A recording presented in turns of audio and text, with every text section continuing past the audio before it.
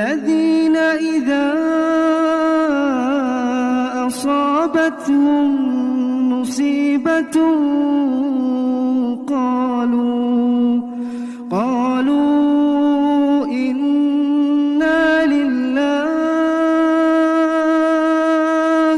وإنا إليه راجعون أولئك عليهم صلوات من ربهم ورحمة وأولئك